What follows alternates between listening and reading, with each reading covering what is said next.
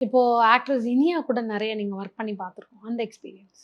So Iniya பொறுத்தவரைக்கும் like ஒரு sister feel மாதிரி. ஓகே. ஸோ வீட்டுக்கு எல்லாருமே நம்பி வீட்டுக்குள்ள விட மாட்டாங்க. அவ்வளோ பெரிய ஆர்டிஸ்ட் வந்து "செல்டன் வாங்க வீட்டுக்கு போலாம்.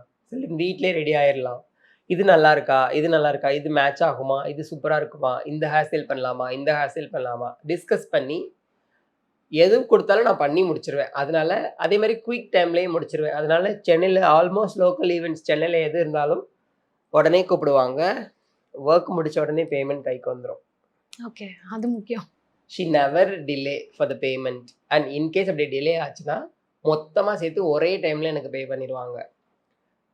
And such a sweet soul. Last year ஓணம்க்கு அவங்க வீட்டுக்கு இன்வைட் பண்ணி, நானு, அவங்க சிஸ்டர், அவங்க அம்மா, அவங்க வீட்ல இருக்கிற பப்பி எல்லாரும் ஒண்ணா உட்காந்து சாப்ட்டு, பயங்கரமா ஃபோட்டோ ஷூட்டு, அத்தப்பூ கோலம்லாம் போட்டு செம்மையா செலிப்ரேட் பண்ணோம். இந்த வருஷம் அவங்க ட்ரிவாண்ட்ரம் போயிட்டாங்க. அண்ட் இப்ப துபாய்ல கில்லி எஃப்எம்ல வொர்க் பண்ணிட்டு இருக்கிறதுனால ஷி இஸ் பிஸி. ஏன்னா ஆன்டர்பிரினர் ஆயிட்டாங்க. அங்கேயும் அவங்களுக்கு பிசினஸ் இருக்கு. இங்கேயும் அனரா ஆர்ட் ஸ்டுடியோல பிஸியா இருக்காங்க.